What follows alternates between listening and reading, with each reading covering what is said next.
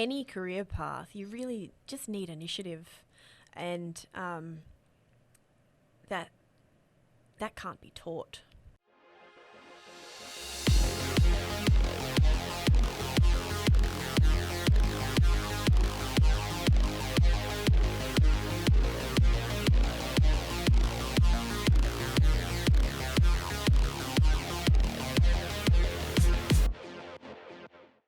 All right, welcome back to the Aussie Ambitions podcast. We have a guest today, Decinda Burrell. Welcome, Decinda. How are you? Good, thank you. Thanks for having me. Excellent.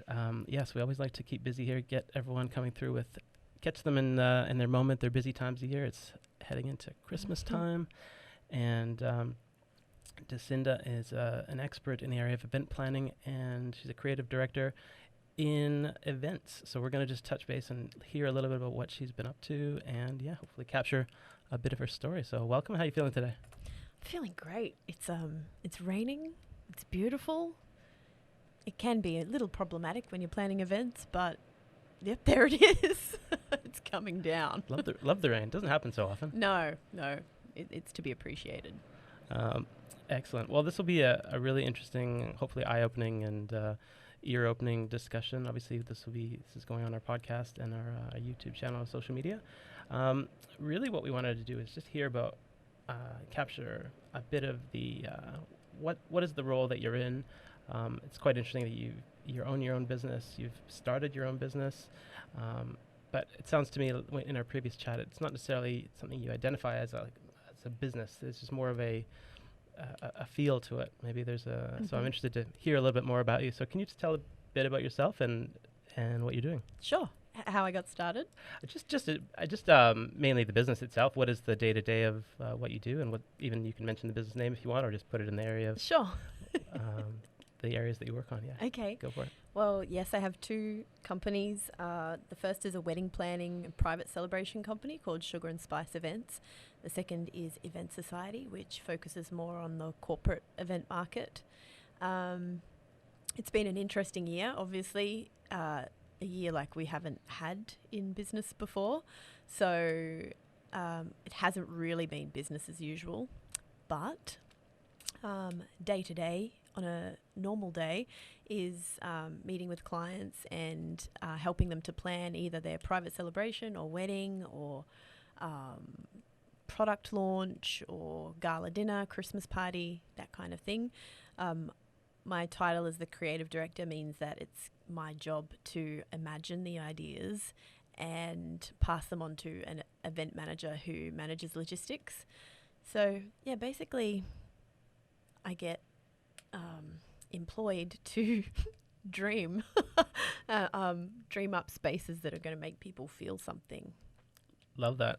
I love that. And actually, that's a good reminder for me to call out the maybe the central theme that we want to keep going is that obviously the name is Aussie Ambitions, but we're going at it from almost the opposite of what you think about when you're like, oh, that person's ambitious, or am I ambitious? You're sort of questioning where you fit in that on that spectrum. But we're going for the whole like happiness is ambition, travel is ambition. Mm-hmm. It's sort of the a step away from the drive yourself to.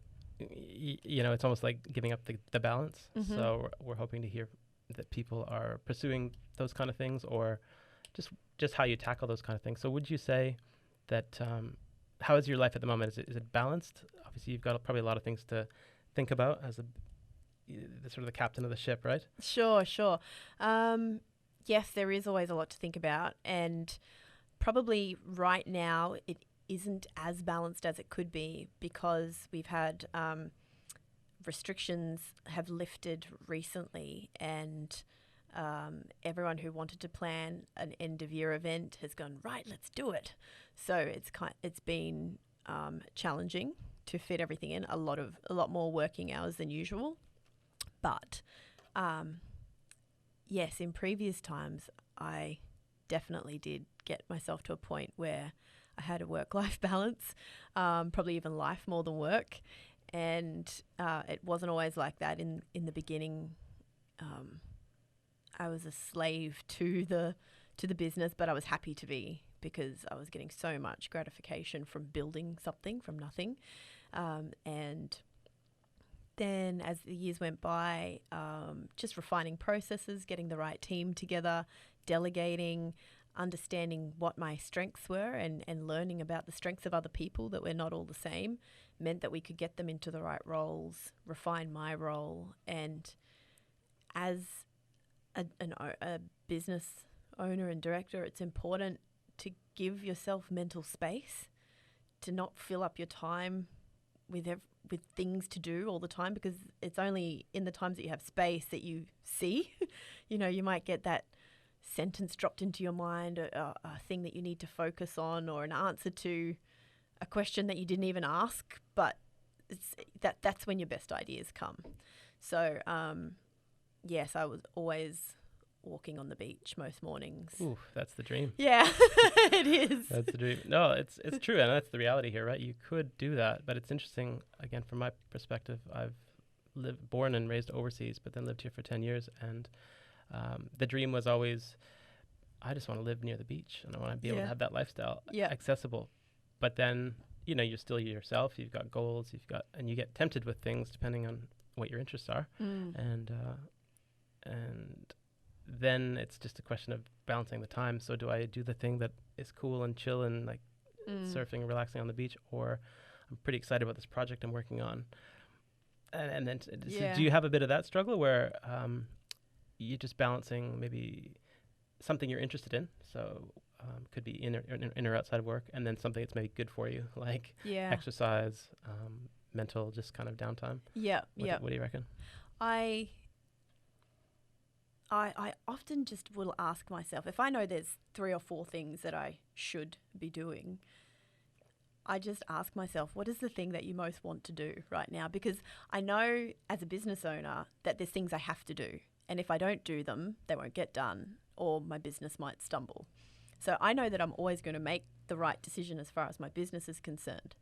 But there are some days where I just don't want to. So it's about listening, for me, what do I need today to live my best life? And it may not be doing that really pressing thing. It might be taking some time out, or going for a walk, or even going to the shops. And because I know that my passion will kick in again in a few hours or that night, and I will get that thing done because it's inevitable. But I think you do need to be in tune, and not you go into business because you love it. That's why I went into it, to live a life that I want to live. So, and that's the payoff between having all the pressure of working for yourself, is being able to do what you want to do when you want to do it, which is important to me. Freedom is important. So if it means walking on the beach, or going to the gym, or walking through a rainforest, which I do a lot, I'll do that. Yeah. Very cool. I mean, you touched on the origin story, and I think that is a super important point, because a lot of the listeners would be probably, I don't know what percentage of people identify as entrepreneurs, or maybe it's probably a lot more these days than it was in the past, but we're looking to help people connect the dots with being in a situation where maybe they're stuck, or they're in a position of like, oh, if only I could start my own business, or if only I'd studied that thing, so then I can like maybe get a job in that area. And so there's sort of a big gap between what they're doing and maybe their happiness and what they want to be doing. So maybe just that origin story. Like, did you? How many years have you been operating your business, and when you started it yourself? Sure. How many years? 10. Yeah. 10 years in March, so probably close to 11 now, actually. Did it feel like 10? No, not at all. Yeah. No, definitely not. It's just been a love affair from the moment I started. Obviously, not every day is amazing. You go through things, you learn so much. But yeah, I actually started, I think it's kind of interesting. I was raised in a church, and I don't attend now, but 10 years ago I was still attending, and they were doing a wealth creation course. And they told us to read The Richest Man in Babylon, which is a really good book. And I just realized that I was still a hard worker, every job I had before. And I realized how much I was putting into the other company.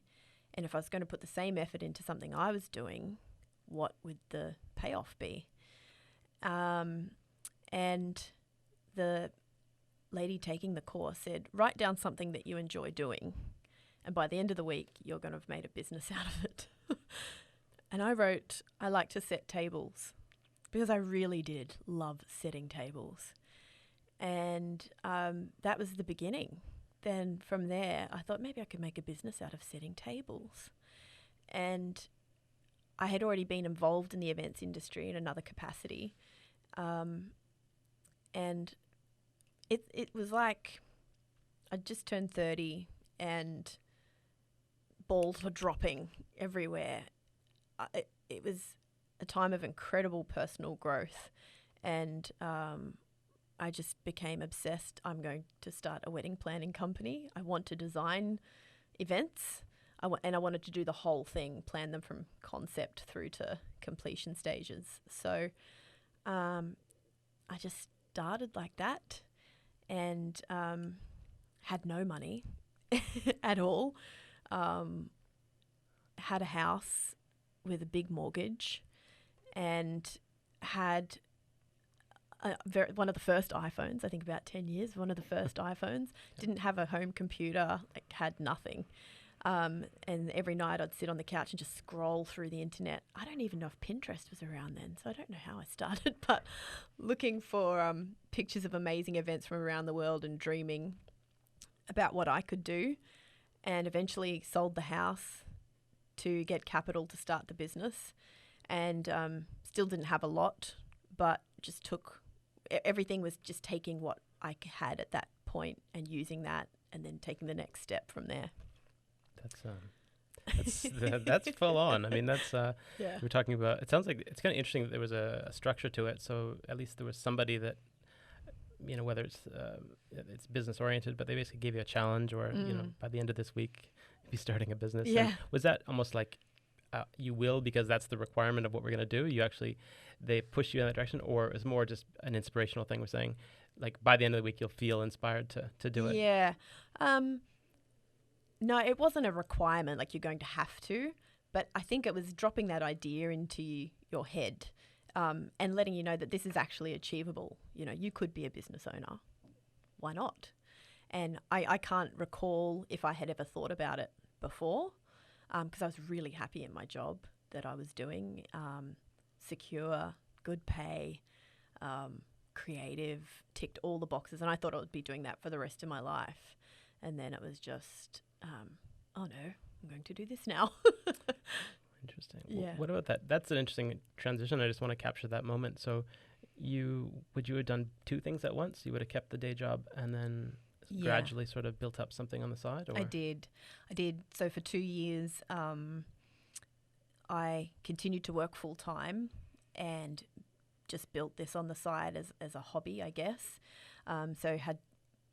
But I never looked at it as work. I still don't really look at it as work. It was a passion. So yeah, I have a 5-year-old now, but I didn't have any children. So I had the ability to just sink myself into it, work whatever hours I wanted to work, stay up late knowing I could sleep in the next day, and just put a lot of time and energy into it. And this is actually a really funny story.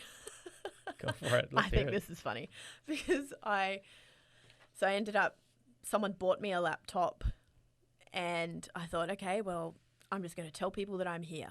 So I just started emailing venues, anyone that had anything to do with weddings. But I thought I really want to do things differently. And that's got to cover every area. So what would be an interesting way to sign off emails? And so I Googled interesting email sign-offs. And I saw one that really resonated, which was live long and prosper. And I'm like, that sounds amazing. That is exactly what I want to tell my clients. Oh, wow. You should live long and prosper. So off I go. I emailed hundreds of people with the tagline, live long and prosper, until my partner at the time came home and I was like, look at this thing. Isn't that a great thing to say? And he said, no, that's from Star Trek. Everyone's going to think you're a Trekkie. And I was mortified, but I don't even think I heard back from many of those people. But yeah, that was one of the. Oh, I would expect the opposite. I'm like, that's the most loyal following you can get. Clever starting point. Yeah, live long and prosper. So I dropped that tagline. Okay. Yeah. All right. I think on the internet you could there's like the Wayback Machine where you can, you could look things up on the internet from 10 years ago. Oh, really? So yeah, that's always a fun little thing. Okay. If you ever want to Okay. blast from the past. I will. Yeah. No, that is, I think, refreshing for me to hear, as well as anybody else that's considering it. Like, there's maybe a philosophy that I'm trying to feel out or explore, which is, can anybody start a business? Or I mean, not that starting the business is the end game, but can anyone become independent and less reliant on all the other pressures that happen to be around? So the traditional path would be study, do well in school, or just apply your effort in some way and get a skill, and then just go into the job market, right? Mm-hmm. And then what we're trying to highlight is that may be declining. It is pretty much declining. So there's less of those jobs. Everyone's forced into more of the gig economy, where there's just people aren't hiring in the same way, or if they want you, it's for a short time. Mm-hmm. And and just in your area, you had that interest, so you kind of latched onto that, and that carried you through. So it wasn't the desire to be like rich. Well, even though it was a wealth building course or a topic, but was there motivations? What was the real driving force? Was it interest, or was there an aspect of like, I just want to be independent, and maybe the money thing kind of comes into it as well? I've never really been driven by a financial motivation, and I'm still not really. I don't know if that is a good motivation to start a business. Maybe it is if it's something that everybody really needs, but I do think anyone could start if they have initiative and passion. But it's a different thing to keep it going. I think lots of people can start a business, but keeping it going is a whole other beast. And that takes a lot of things, which I've had to learn along the way, because people who are entrepreneurs or small business owners often have lots of ideas. I could start a business around this. And I did. I started a marquee company. I wanted to start a 50s restaurant. Like, I've had so many ideas that I think that'd be great. But it's not just the starting; it's the commitment of seeing it through. Or maybe you've got a different intention. You say, "Yeah, I'll give it a go. See what happens." The Australian, that's good for the overseas listeners. How would you define giving it a go? Is that just in the DNA of everybody here, or? Yeah, I think it is. I think it's part of our collective psyche. She'll be right, mate. Like, really, we don't seem to take ourselves too seriously, I don't think, especially on the Gold Coast. I think so much to do with the weather dictates our personality.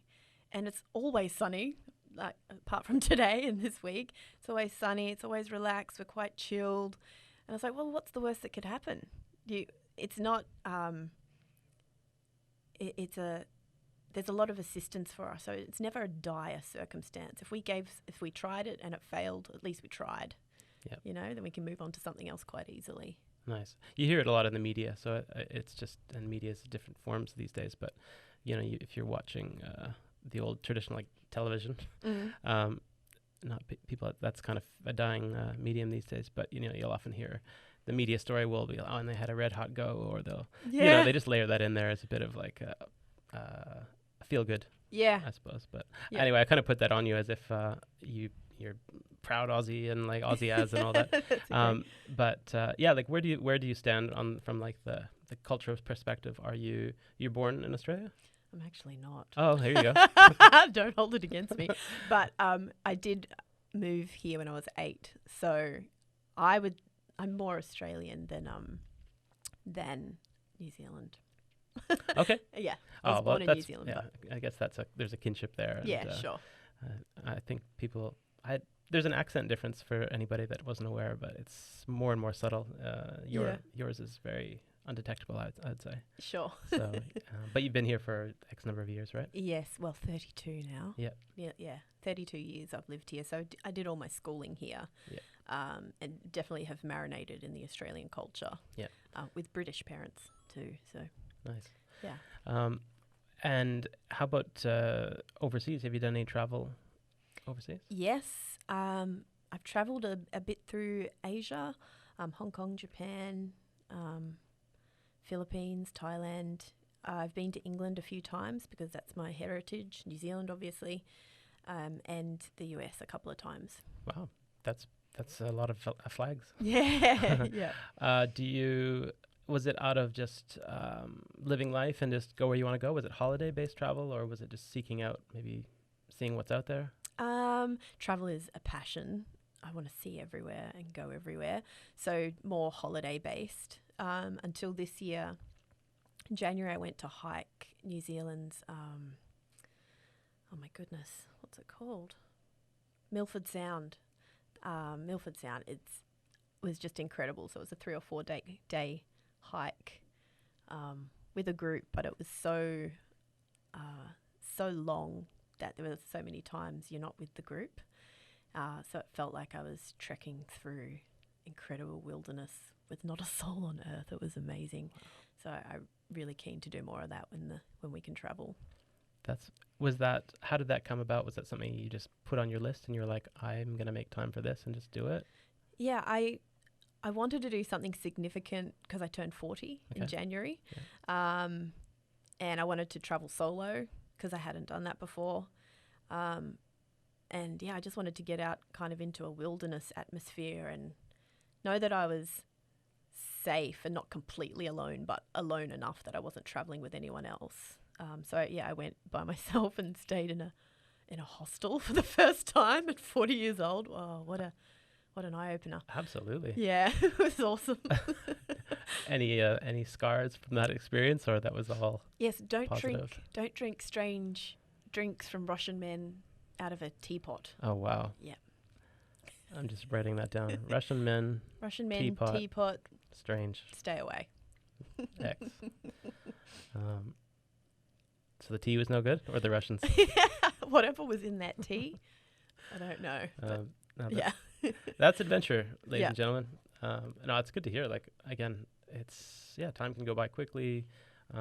Around here on the Gold Coast, we get a lot of tourism people coming in, right? And so, but as a local or people that grow up here, I feel like the perspective is, we got this all in our backyard, but I'm out of here. The minute I can get on a plane and go to Bali, I'm going, or I'm off to Tokyo, or that's just probably, maybe it's the same with any country. I grew up in Canada, and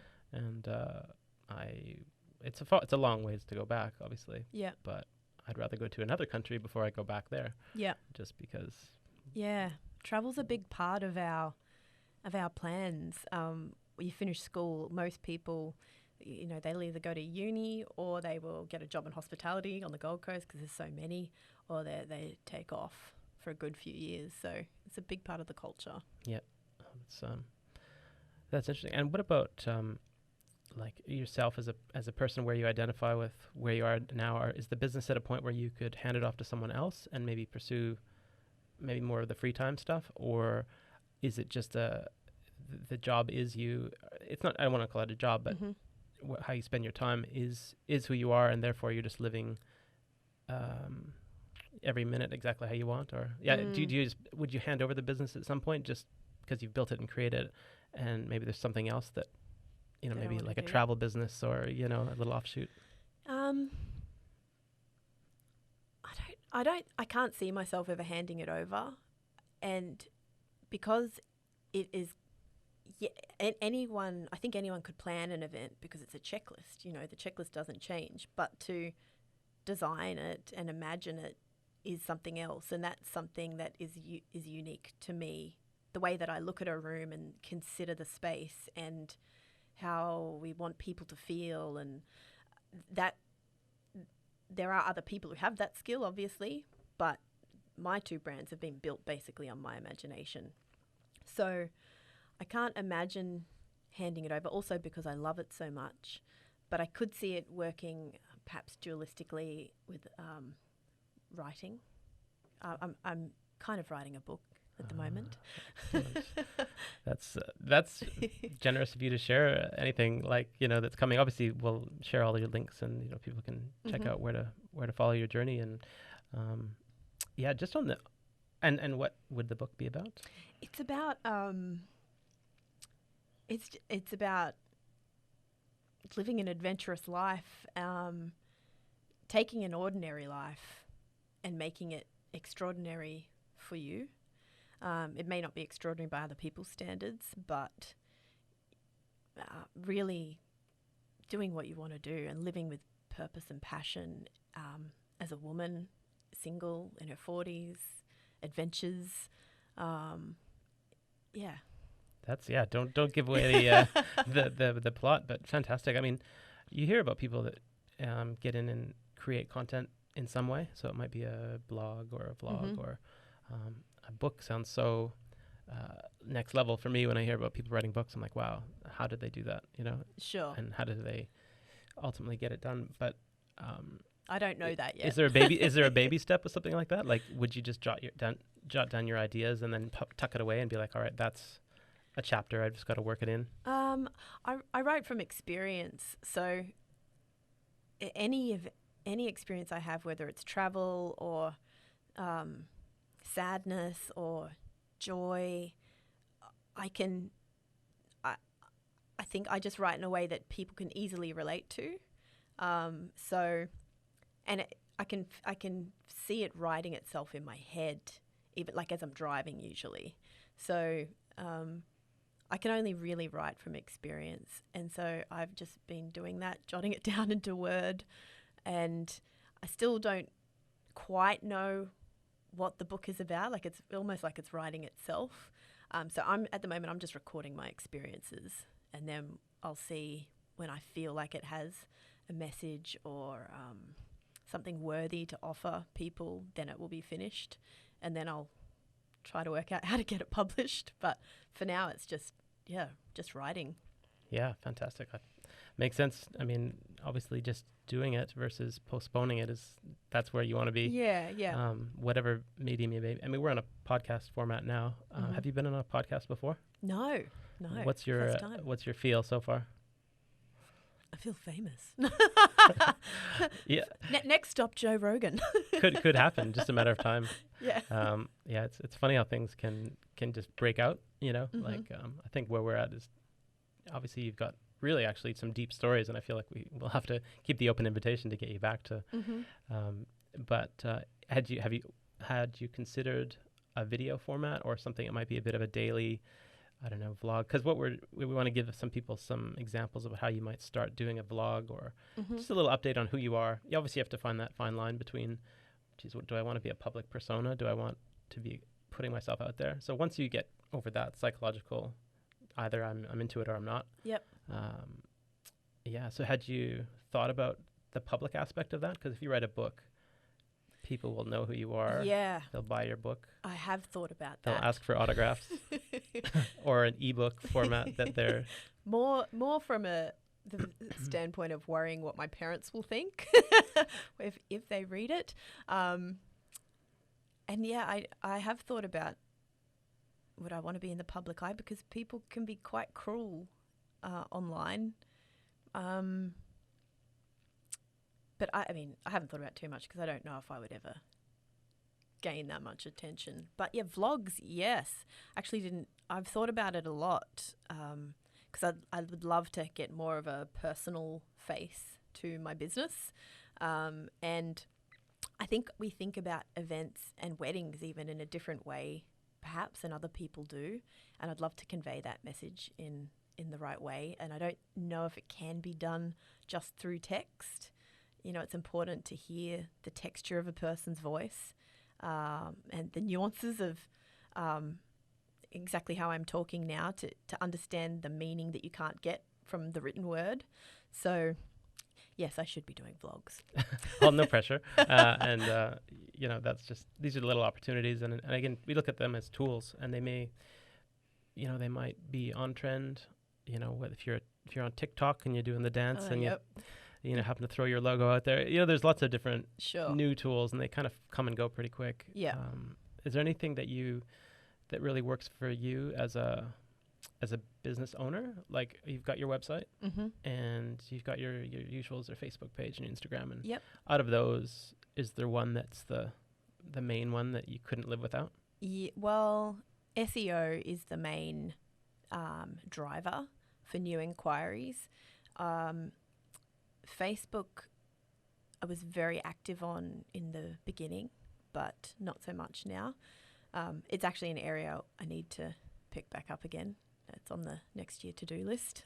What's the need there? When you say you need to pick it back up, what's triggering that? Oh yeah, is it because it just hasn't been updated in a while? Yeah, it's just not posting enough.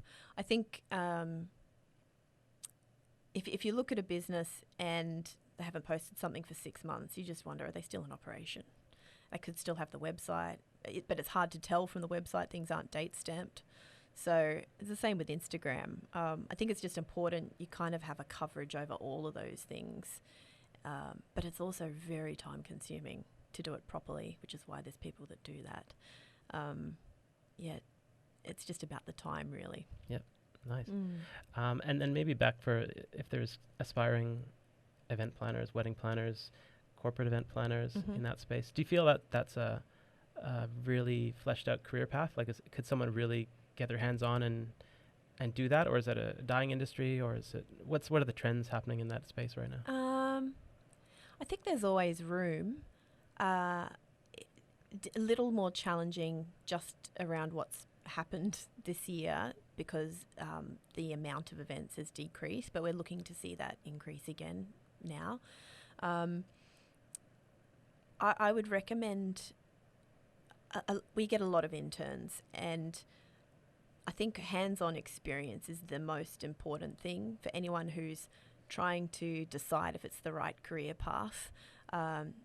Definitely you could do a TAFE course or go to uni, and those things are important, but they're not as important as getting into a room and just starting with setting a table and looking at what's going on, like, oh, okay, that guy's doing the lighting, and it looks like that when they do that. That's how I used to be, like just wanting to know everything. Oh, they're coming through that door. I wonder why they're coming through that door, and just building the knowledge of the things that you can't be taught. So my advice would be volunteer as much as you can, as much as they're able to. There's lots of event companies on the Gold Coast, and wedding planning companies, and just see if you can shadow someone or get on board with a job that might be happening that you can help, and just get on site as much as possible. Yep. No, that's really good. And then from so if you're someone's just starting out, they're a single, they're their own person, they manage their own time. Can you run it as a one woman show, or do you really need a minimum level of you can be the coordinator, but you really do need, of course, like a staff to set up, take down. Like, what's the feel around? How do you get started from a staffing or a resource point of view? Sure. I think there are different areas of events, and until you get started, or if you've done a lot of volunteer work, you don't really know what your passion is. So I had to work for many, many years to realize that I don't really like the logistics of booking that person and getting that truck there, and coordinating staff, and those tedious kind of details. But there are people who love checking the boxes. I'm the creative who loves and as far as details go, I will tell you if that's the wrong shade of pink, but that's the level of detail I like. So I think initially, yes, you could start by yourself if you could have some solid contractors. For example, you might contract, if you're a wedding planner, you might find an amazing wedding stylist. So you can still do the planning, but they're going to take care of the creative details. Getting a great marquee man. And then a great hire company. So, or you might just realize that you're just, you like designing the space, which would mean you're more of a stylist than a planner, in which case you could then contact all the wedding planners and say, hey, I'm offering this service if you're interested. So I think initially, yes, you could start by yourself, but as it evolves and as you discover your skill set and your passions, you'd probably build people around you to suit. Okay, I like that idea a lot. I think we try to help people understand that there's an ecosystem. It's like you may be just one person, but there's established people that wish they had help in a certain area, and you can, if you can make ties with them. They call it maybe networking. It's a bit old-fashioned term, but yeah, it's maybe common goal, and I guess you have to find out early on if that person is going to compete with you or not. If they're a creative person and you're a creative person. Obviously you need to find out where that fits, but that's helpful. So thanks for sharing that. Just to get an idea. Excellent. Well, I think we've definitely captured maybe a starting point for this area of business. We've not met with any wedding planners or event planners or corporate events. So I guess if people are interested, they can either send through links to us, or if you want to share anything, Instagram and so on, they can keep an eye on things. But from I guess the next steps point of view, I would say you've come in and you've shared everything you've done, and I'm impressed. I mean, that's basically self-started something. You've reached a level 10 years in. You would have seen lots of ups and downs probably in business. That's just the way it goes. And had to probably shift and be nimble in this current stage. But everything's back on the rise here in Australia, and it'll probably go well. So what does the next year look like for you? Like 1 year from now, where do you think? Sort of that crystal ball stuff. Sure. That I would hope that we get to work with clients who can see the intangible value of having someone really use their imagination to deliver an experience that will make a moment at their event unforgettable. So beyond the standards of we're going to put red tablecloths on and we're going to bring in chair covers, we're going to hire a band and we're going to get an MC, they're the basics. My goal, I think that events have this untapped potential that people look past, being that you have your audience in a room with their attention undivided to create a sensory experience. If people are thinking about sights and sounds and smells, there's an air of celebration around any event, and that can stop the flow of thinking and distraction and pull them into that moment. And that's way beyond planning an event. That's actually creating a moment in time that could be unforgettable, and that could be then associated with your brand commercially forever. So I would like to work with people who understand the value in working with someone that thinks that way, because I don't know that there are many people who think like that, who look beyond the logistics of planning an event to create an experience that is going to stop time, even for a split second. Ooh, I like that magical E-word experience. I think that's super, super, I would say on trend. I think everything these days, if you can, don't worry about spending on advertising or any of that stuff, but if there's an experience, it's pretty much priceless. And I think it's the way events have to go, right? Because we're saturated. It's a normal part of life now. If you're working in a corporate company or anyone really, we go to events. We go to cocktail parties, we go to weddings, we go to parties. They're becoming elaborate because people like the Kardashians have blown up what events should look like, and we instantly see their $55,000 flower walls on Instagram. So the bar has been raised. People expect wow, and it's not wow like it was 20 years ago. It's like, whoa. So events need to be crafted like a marketing campaign, and you need to consider human behavior of what is going to impact their mind in this space, because if I don't do that, there's no difference to this than the last thing they went to, and the thing before that, and the thing before that. This is just another night where they get a plated dinner and a drinks package and they listen to a band. No one's remembering anything from that. It's not remarkable. It's forgettable. And I I'm in this to create moments that are truly unforgettable. And I don't want that to sound cliche, because it's not. If you have, as a business, as a commercial business, if you have the opportunity to own a moment in someone's memory, there's nothing more powerful than that. And I think that's what events can do. I love that. What I'm getting a really strong feeling of is just focus. So you know exactly what will achieve that experience, that moment, and that, and it's powerful. And I'm just curious about, do you go to events yourself, or you're treated to things and then you go into critique mode, or is it more like adopting the good stuff?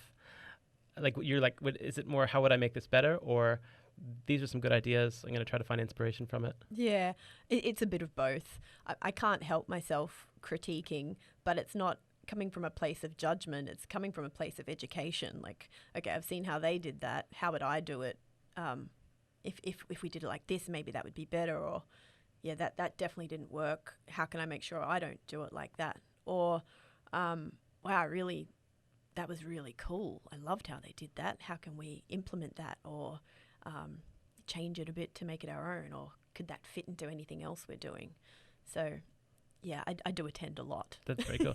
Is that just part of that might just be a fun side of the job, but do you get invited just as the course of who you are, and do you get invited to events as in just that's the networking effect, or do you seek things out, being I'd like to see what's going on there, and then just find a way to, obviously there's private events. Sure. But no, I mean, I do get invited to a fair bit, like definitely networking events and things like that, which are kind of a standard procedure. Yeah, and I do get invited to other events, and I'm yet to, oh no, that's not true. Events I attended that inspired me to start the business, that were really theatrical and immersive, really made an impact on me. But I haven't attended one of them for a while. Nice. Well, that's probably heading towards the end of the wrap up, just to touch on things like inspiration and, you know, who do you follow? You mentioned, I think it was the Kardashians had something. Is there a short list of people that you check in with or just keep an eye on? Like whether it's what do you do for inspiration on the social media side of things? I actually don't follow the Kardashians. I must be the only person in the world. But even if you don't follow them, it's almost impossible to not hear what they're doing or see what they're doing. So I'm a big fan of Pinterest. Nice. And yeah, a lot of their celebrations end up on Pinterest anyway. So it's like scrolling. I think they could say Pinterest is the world's catalogue of ideas. So I'm always looking for inspiration, and looking to big event designers overseas, really. Preston Bailey from New York is a huge inspiration because he started in the 80s, and I'm grateful to people like that, because they paved the way for me to do what I do without realizing it. David Chitera is another big one, Colin Cowie. But yeah, they're generally international. Revelry Event Designs in LA. If you happen to be listening to this, I'm a huge fan. Absolutely. Shout out. That's cool. And just for everyone listening, again, it's that networking thing. And I think being in the game and doing what you're doing, yes, there's maybe levels and years of experience, but I think the ideas will cut through, and the effort can cut through. So I think if you can make something happen, pretty much the reach is unlimited, right? Yeah, that's right. And do you do a lot of showcasing yourself? Like once you do your event has taken place, is there a post-event, let's show or package up what we've done? Yeah, well, it always goes on the website. So my goal is always to just get people back to the website. So through monthly e-newsletters or blogs, we'll highlight different events. And I usually try to write about them in a way, like from my perspective. So it's a little more entertaining than just describing what happened. So yeah, showcase it there, then put the links on social media, do different stories on Instagram. That's about it, really. Yeah. Oh, that's wonderful. And just lastly, again, if people are wanting to get started, you mentioned education at some point. So you could do some formal studies for this area. Is that something you did at the point of decision, you said, "Oh, look, I need to study a few things first," or you just jumped right into it? Yeah, no, I'm a jump right in girl. Okay, love that. I love that. Yeah. Again, it's just we're trying to remove obstacles where people think, "Oh, I must do this." I would say, do you really? Question it. Yeah. Find another way, and decide. Yep. You Make that just, decide. I think any career path, you really just need initiative, and that can't be taught. So there's a lot to be said for initiative and experience.